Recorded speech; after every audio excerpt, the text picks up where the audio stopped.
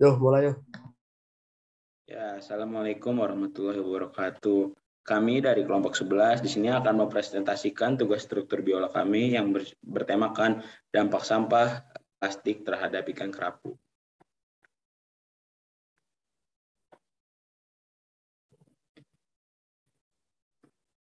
Di sini ada beberapa konten dari kita, yaitu ada introduction, ada pendahuluan, ada isi, dan penutup.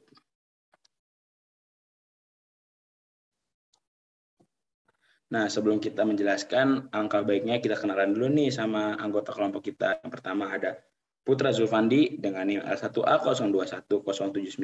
Yang kedua ada Akmal Bagus Septiawan dengan NIM L1A021081. Dan terakhir saya sendiri ada Moj Fadil Rashid dengan NIM L1A021083.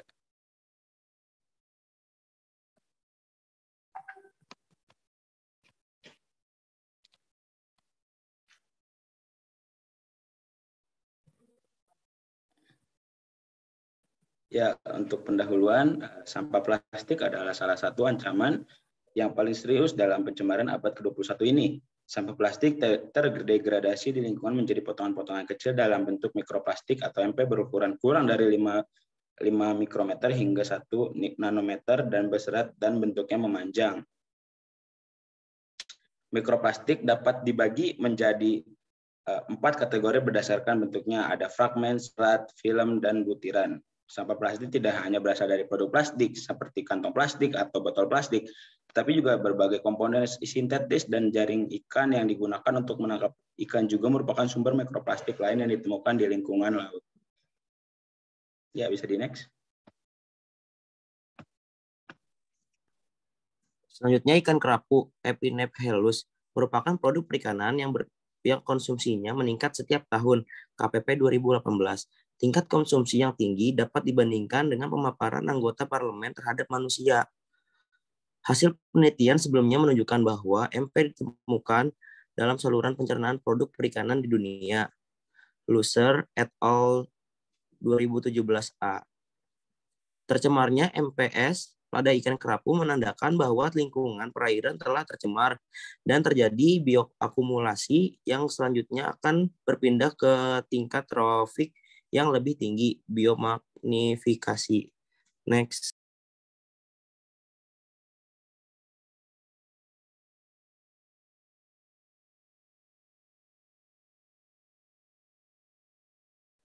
Dampak mikroplastik terhadap ikan kerapu, situs studi dan pengumpulan sampel.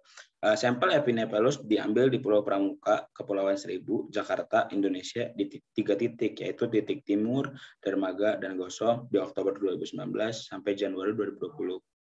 Ikan kerapu dikumpulkan menggunakan scuba diving di kedalaman 5 sampai 20 meter dan hasil tangkapan nelayan atau orang lokal.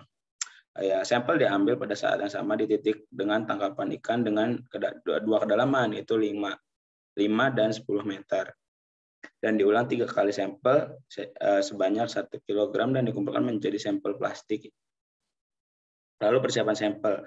Sampel Epinephelus yang diperoleh diidentifikasi berdasarkan al 2003 dan situs web. Ikan diidentifikasi berdasarkan bentuk tubuh, warna tubuh, karakteristik spesifik garis dan titik, dan total panjang. Ukuran panjang untuk menentukan usia.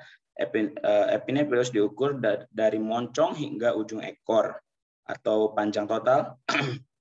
Semua sampel disimpan dalam kotak pendingin berisi es dengan kisaran suhu sampai 10 sampai 20 derajat Celcius. Untuk dibawa ke laboratorium untuk pengamatan.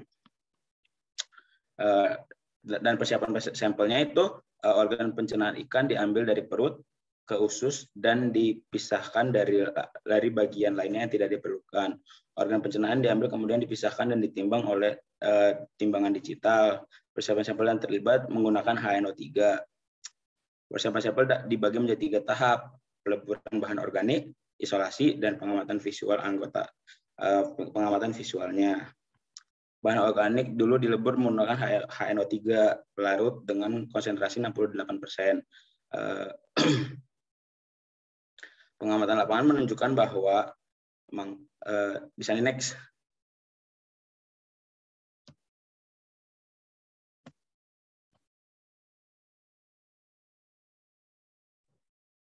Ya, semakin kecil ukuran mikroplastik, semakin banyak dikonsumsi oleh ikan. Ukuran mikroplastik tertentu dapat dikenali dan dihindari oleh ikan. Itu menurut K. Fitchell dan Mo Hugenboom 2018. Konsumsi mikroplastik oleh ikan dan keberadaan partikel mikroplastik di air laut tidak memengaruhi perilaku makan ikan. Nah, maksudnya di sini ya ini kecil atau besar daripada sampah plastik itu tidak memengaruhi perilaku makan ikan. Ikan beradaptasi atau melakukan pola makan seperti biasanya. Nah, kadang ada sampah plastik yang berukuran nanomilimeter yang seperti disebutkan oleh teman saya tadi di awal. Ada ukuran sampah yang sangat kecil yang bisa menempel di pakan ikan atau makanan yang bisa dimakan oleh ikan. Jadi mau sampah itu kecil, besar itu tidak mengaruhi dari perilaku makan ikan. Jika ikan tersebut bisa memakannya, maka pasti akan dimakan. Jadi harus kita jaga dan jangan membuang sampah plastik di lautan. Selanjutnya yakni terdapat 4 macam bentuk mikroplastik yang ditemukan di dalam insang dan saluran cerna ikan kerapu. Nah, di salah satu jurnal itu menyebutkan ada yang pertama sampah pecahan plastik, ya ini sampah yang terpecah-pecah atau banyak dari satu bentuk menjadi tercacar-cacar atau terpecah-pecah disebabkan oleh kadang ada pemancing, kadang terkena mesin kapal dan lain sebagainya. Yang kedua itu ada sampah serat, yaitu seperti sampah kayu yang jika kita potong itu ada serat-seratnya. Nah, ini seperti itu. Dan sampah misalnya sampah pohon pisang gitu, itu juga termasuk sampah serat. Yang ketiga itu ada sampah kaca. Mungkin, nah sampah ini awal mulanya tidak selalu dimulai dari tengah laut, misalnya dari ekowisata di pinggir laut seperti pantai, dari pengunjung itu sepele untuk kadang membuang kayak misalnya bungkus permen. Nah itu dari pinggir itu bisa terarah ke tengah karena adanya arus dari angin dan lain sebagainya yang mengaruhinya. Dan yang keempat itu sampah granula atau sampah yang nanomilimeter yang sangat kecil yang seperti bakteri dan lain sebagainya. Jadi harus dilihat dari mikroskop. Kita tidak bisa melihat dari mata kita gitu. Ukurannya kecil lah kasarannya seperti itu. Mungkin selanjutnya itu ada sebagian besar nelayan kerapu dan kakap bontang mengoperasikan perjalanan memancing 1 hari relatif dekat dengan pantai. Oleh karena itu tempat penangkapan ikan kemungkinan akan terpengaruh oleh masalah kualitas air. Ya sudah kita tahu ya, jika nelayan sedang menggunakan kapal kan itu juga menggunakan bensin. Nah, mungkin jika kapal-kapal nelayan tersebut terjadi kebocoran atau ada percikan oli atau apa yang keluar ke dasar perairan itu mungkin bisa mengaruhi dari kualitas air yang di daerah tersebut. Jadi dari situlah kenapa akan terpengaruh oleh kualitas air karena bisa dipengaruhi oleh minyak dan lain sebagainya.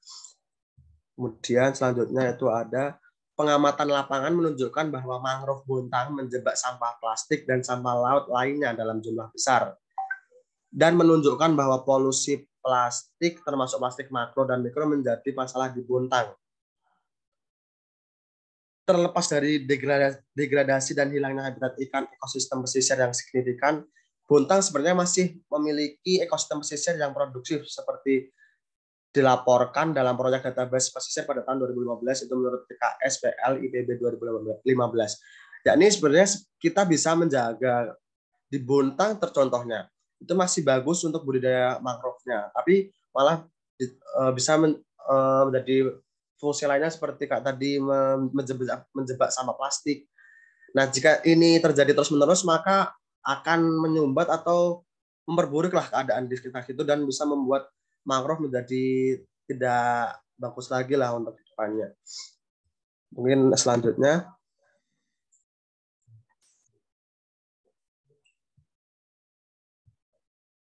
Ya, kesimpulan yang kami dapat simpulkan yaitu pertama, mikroplastik itu dapat menyebabkan menyumbat saluran pencernaan pada ikan. Jadi ikan pencernaannya tidak terlalu bagus ya. Yang kedua ada mikroplastik dapat mengganggu proses pencernaan. Jadi pencernaan itu prosesnya itu jadi terganggu gitu. Yang ketiga ada mikroplastik mengganggu kesehatan reproduksi. Jadi reproduksinya nggak sempurna, nggak maksimal gitu. Jadi karena mikroplastik ini.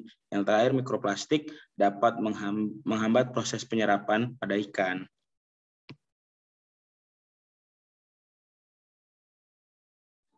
Selanjutnya saran yang pertama yaitu kita harus menjaga kebersihan. Yang kedua, sadar bahwasannya sampah plastik sulit terurai apalagi di perairan atau di lautan. Yang ketiga, dimulai dari kita sendiri, kayak kita harus berubah kayak jadi lebih itu. Yang keempat, konsisten.